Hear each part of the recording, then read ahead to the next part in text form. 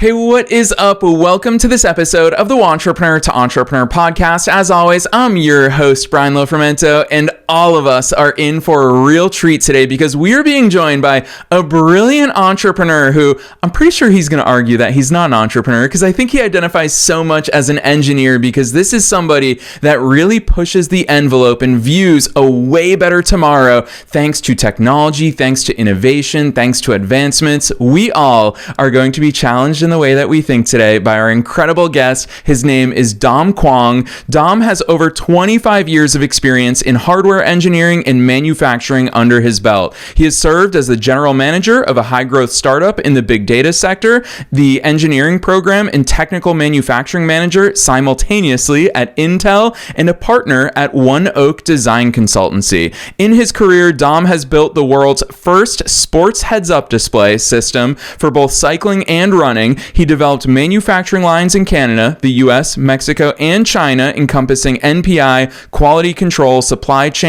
and reverse logistics. He's been awarded numerous US and international patents, and he led many global product development and manufacturing teams, developing products from wireless modems to smartphones to head-worn wearable devices. Gosh, this guy is literally changing what society is going to look like tomorrow, and you're going to hear how much he cares about making the world safer, making it more accessible, helping all of us in our day-to-day lives. Gosh, I'm so excited about this one, so I'm not going to say anything else. Let's dive straight into my interview with Dom Kwong.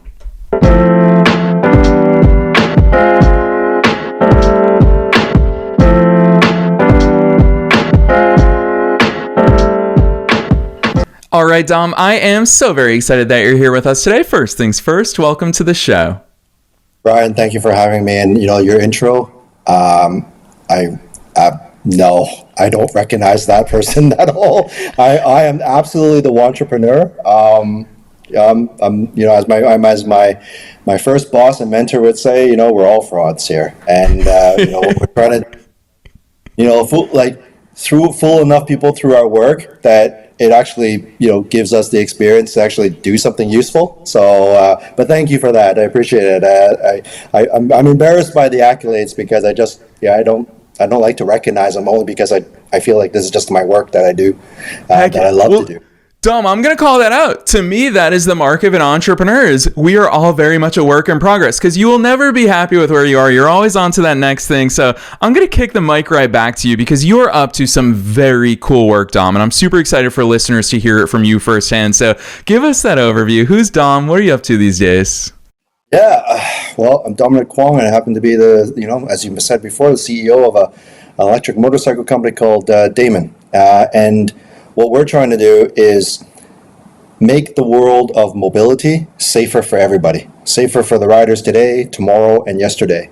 And the way we do it is through the use of hardware and software solutions. And that seems to be a mouthful, but ultimately, we say that anybody that's using personal mobility vehicles, and that is a wide gamut from e-scooters to e-bikes to motorcycles.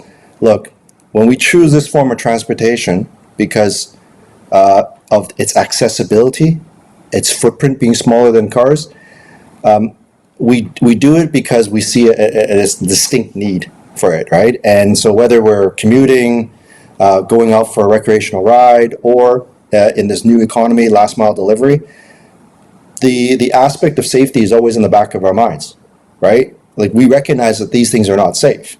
So how can we, Damon, through the use of technology and the technology that's around us, how can we create a safer solution for all? So that's what we're all about. And, it's a hard problem to solve. And we've been doing it for a little while.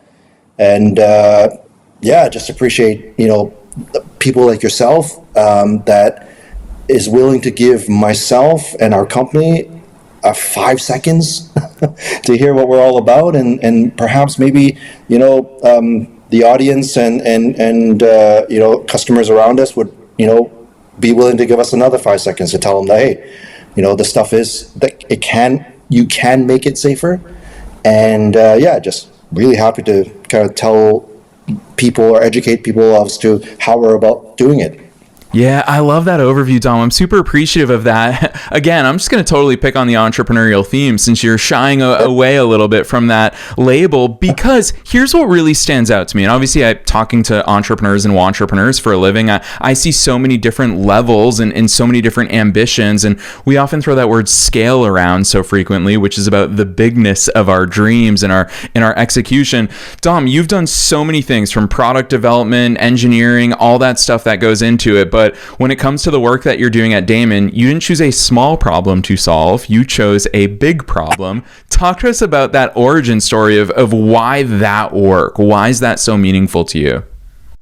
Yeah, when my co-founder and I founded the business back in 2017, first of all, I think the problems that we try to solve are the ones that we experience firsthand. And so he and I are both motorcyclists, and we're passionate about that activity. We frankly, we love it.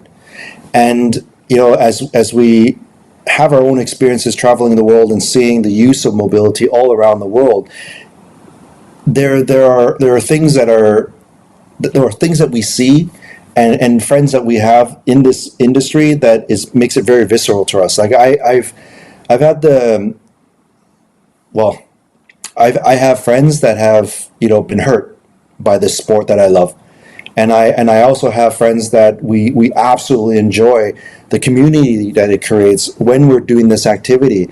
And I can also see the utility when I travel to Asia with last mile delivery about the movement of goods and how efficient it can be on a very small footprint two-wheeler versus a car. And so with solving the problem of safety, with my engineering background, I think the one thing I'm able to do well is to be able to observe the world of technology and take technologies from other segments and go, hey, I think this could work here. So the first step in the safety problem or solving the safety problem in mobility, personal mobility, I thought, well, cars are getting safer every year. They're adding new sensors, they're adding new features for like automatic braking or blind spot warning systems or forward collision warning systems, and all these different opportunities to make automotive motorists safer. Why can't these technologies exist on a motorcycle? If you were to boil it down, it's a sensor, and it observes the world, it makes a decision and tells you, the user, what to do. And so, okay, it works well enough on a car, it's been proven. How can we do that now on a motorcycle, especially when you're talking about a sensor that doesn't move like a motorcycle? So you can appreciate that, aside from the difference of two wheels between a motorcycle and a car, a motorcycle pitches forward and it also leans, right? And so a sensor that is mounted on the car doesn't want to see that. So how can you compensate for that movement so that the sensor can work like it's intended to do on a car? And so that's what we've done at Damon, is to take commodity devices like radars, like cameras, and use those technologies with our special sauce or software, if you will, and have it work in a different application, being a motorcycle, scooter, what have you. And so that's like the first journey of safety. And as I observe today's generation, we're talking about like Gen Zs and above, and their usage of information that is so accessible for them today. I think that the next step of safety is actually, quite frankly, information and insights that is generated by adding context to data. I would say to you and your audience, data, the raw data by itself means nothing to anybody. It's just random facts and figures, or it doesn't mean anything to you. But as soon as you add that context, as soon as you start building what it should mean for you, and based on your activities, then the goal is to generate insights and information that leads to a valuable action. And valuable actions means, hey, maybe I need to be careful in how I operate the vehicle. Like maybe I shouldn't be as aggressive or whatnot. Understand my own personal behavior, but also understand traffic flows. Understand the world around us in our environment. When should we push? When should we not? And I think that is the next evolution of Damon, which is to provide a service to analyze this data that we generate every single day, and then give you the feedback to say, hey, next time you're out there, right, whether you're delivering goods, enjoying the world around us on a recreational ride, or commuting to school or work, maybe there's certain behavioral changes that you need to make so that you're not in a rush. You can behave in a more safe manner, if you will. And, ultimately it's just to preserve what we want to do. And that's where I feel the data aspect comes in. So, low hanging fruit, let's take commodity devices, put it on the vehicle, do that integration. Moving up the tree, right, to the larger, meatier fruit, which are not necessarily at my fingertips.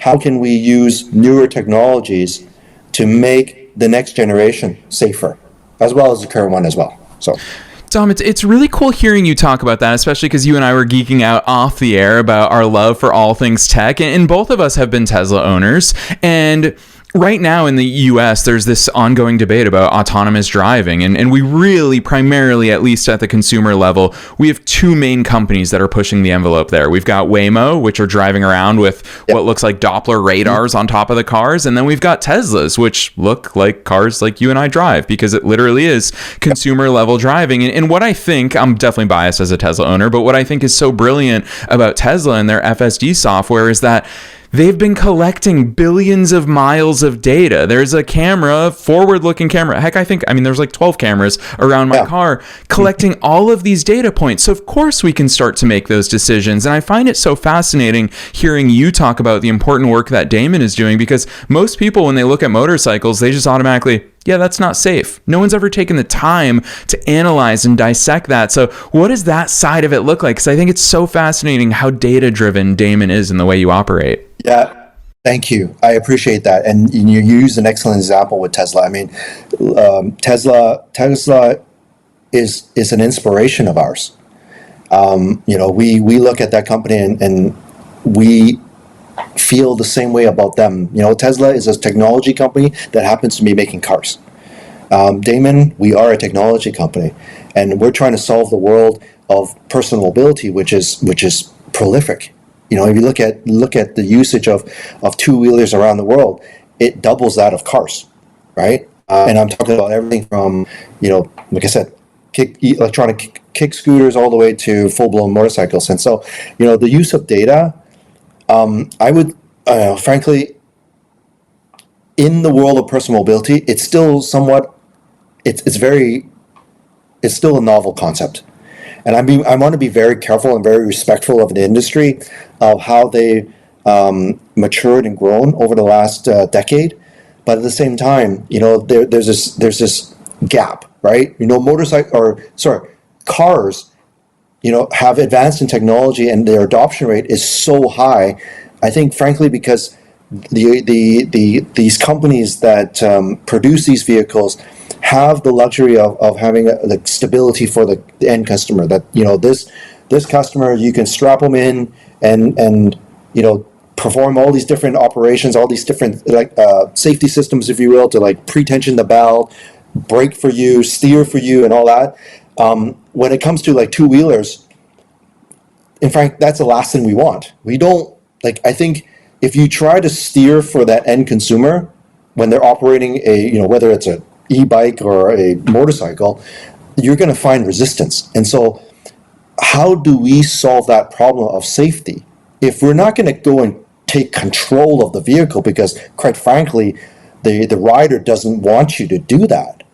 They don't want you to intervene that way. Then how do you do it? And so the question would be, how can we see through the rider's eyes? What are their pain points? What do they want to know? What information do they want to see in order to make the right decision? Because ultimately, the rider wants to make their own decision. They don't want the decision made for them. They want to make it themselves. And so the Damon Copilot system, for example, it uses, like I said, commodity automotive technology, radar for both on the front, for forward collision warning, on the rear for blind spot detection, and how we communicate those alerts, if you will, is both visual. So primary is visual. So we make it available in your peripheral vision, because for a motorcyclist, the going forward is by far the most important direction. However, because of our vulnerability, we don't have this metal cage around us. We are trained as motorcyclists to take that extra step to be safe. So for example, like making a lane change, we have to shoulder check, right? We can't take for granted that let's just look at the mirror and mirror only and believe what the mirror tells us. We physically have to move our eyes, see what's, on our left blind spot as an example, and know that there isn't anything that is currently there or coming up that could hurt us. Because again, we're vulnerable road users. If you talk to an insurance agent, there's no such thing. When a motorcyclist make a claim, there is no such thing as a small accident. And so with that heightened sensitivity, in my opinion, the way that Damon's approached this is that how can we inform the rider with succinct, direct, and deliberate information so that the rider themselves is not thinking about the data that they receive. So when they see an alert, like a blind spot warning, for example, with our Copilot system, it shows up as an amber light on the left-hand side above your dashboard that blinks, right? It's no different than, you find the alert in the mirror. So instead of being on the mirror, I've actually moved it up to be right in your peripheral vision. So the information is there in real time on demand. So you see that blind spot alert, it tells you right away, hey, look, something's in your left blind spot. You got time. You don't have to change lanes right now. You have decisions to make. You can either speed up until that blind spot is freed, or you can allow that car or the object to go past you so you can see it and then make that decision. So, the theme here is the rider is always in control, right? And because you're in control, that gives you greater confidence of your surroundings, and that makes you safe, right? That's the change, or the mentality shift in how we make motorcycling or personal mobility safer versus a car, right? And so it's a lot different. I'm trying to take away mental anguish by having all of these things to think about at the same time. I'm trying to, streamline the information, if you will.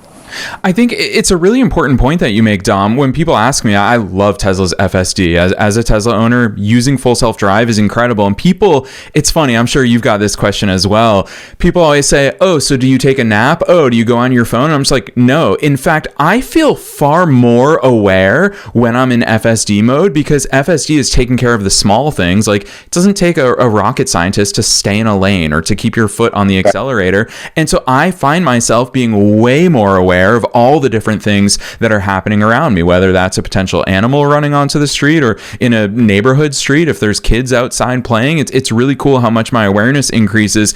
And hearing you talk about these things, Dom, I'm going to try to not throw too much shade, so I'm going to use the word legacy manufacturers. But I want to ask you this question, because you are one of those innovators that's pushing the envelope here, which I'm biased. I think that entrepreneurs, that's the function that we serve in society. And so with that in mind, you must be looking at the overall landscape and asking yourself the question of who's going to drive the mass adoption of this stuff? Because I picture there's probably manufacturers, there's consumers, of course, legislators probably want to have their say in one way or another, and then there's some awesome innovators such as yourself, Dom. So when you look at that landscape, who do you think the key players are in the mass adoption? I think the in order to have mass adoption, you have to create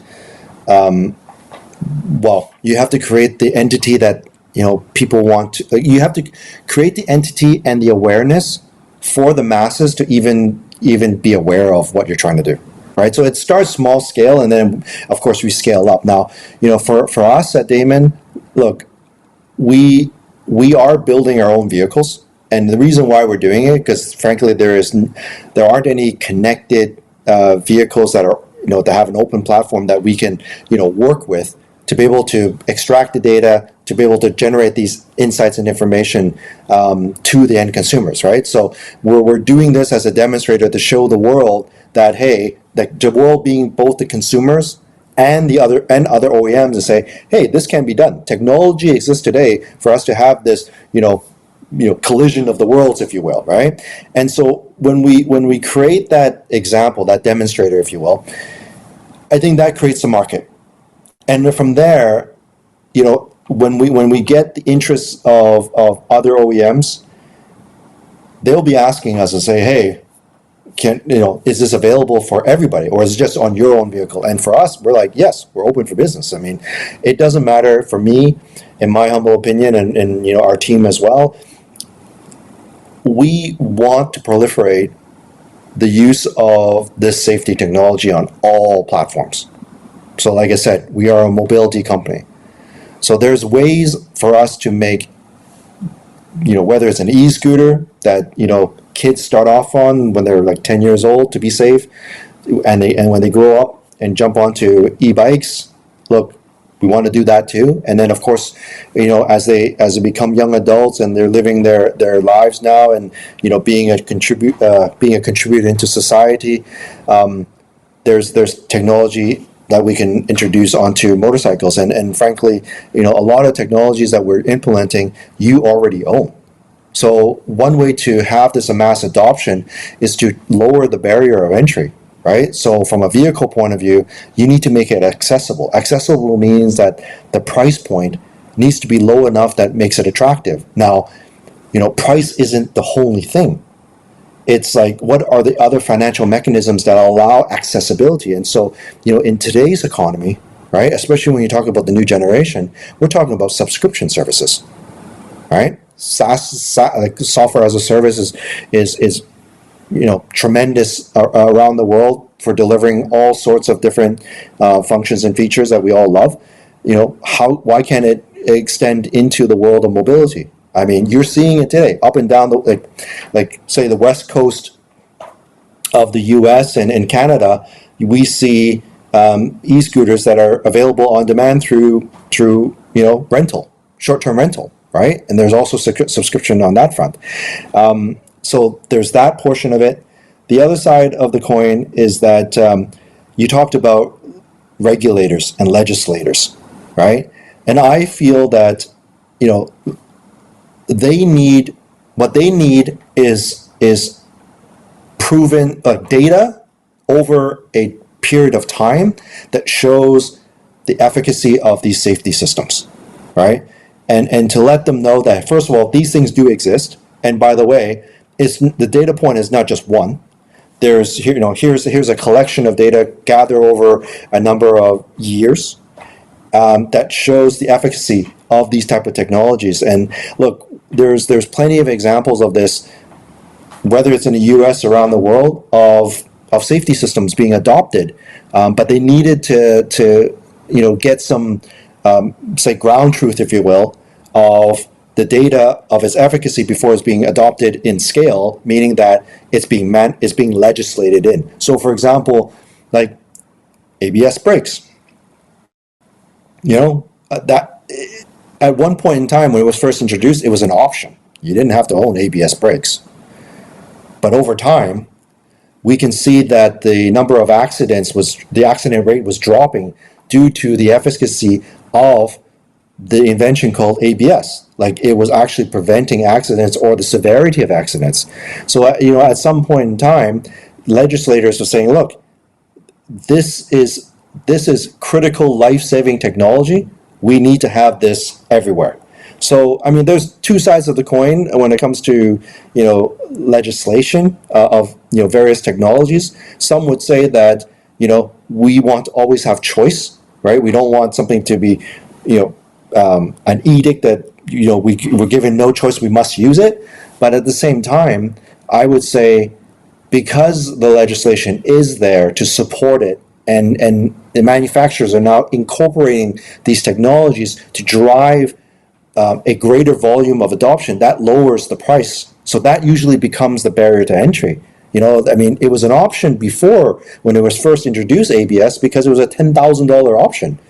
And when you have a car that's only $30,000 and you're looking at 25 or 30% adder because of ABS and safety, look, in the early days of Damon, as we were exploring licensing our technology before jumping onto the world of making our motorcycles, only to come back to licensing again, we realized that safety by itself doesn't sell, right?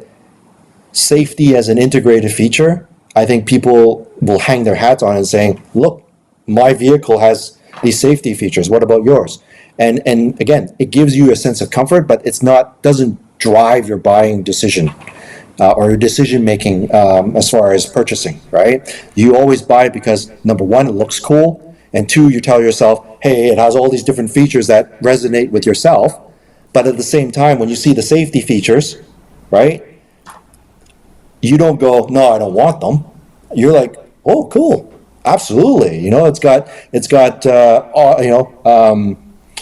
automated brake assist, right? It's got intelligent cruise control, lane keep assist. I love this stuff. It makes sense for me. But it's not the reason why I buy the vehicle to begin with. I do it because it's cool, right? So I think that's what most right? Yeah, and truth be told, Dom, that's what I think is so cool. Obviously, from the outside looking in as just an everyday consumer, that's what I think is so unique about your approach. And I'll share a little bit of off-air stuff with listeners here. So much of that comes from your drive as a founder. You love technology, and I think that it's really cool that that's also going to be a driving force. Why do you and I like the Teslas that we've had in our lives? It's because they're really cool technology, and that's what drives so much of it. So I love the business lens through which you navigate these and how transparently you share the way you think with all of us. And to me, as someone who obviously even before you and I got together today, looking at all the cool innovations that you're spearheading at Damon, that's the future, and you're helping to usher that in. And you called out legislators, that's always going to be lagging. I mean, I don't know how long it took for legislation to mandate seatbelts, but even that, if we go back not too long ago, seatbelts were optional with regards to us when we're in our cars. And so it took a long time and all that data. So I love the way that you're doing.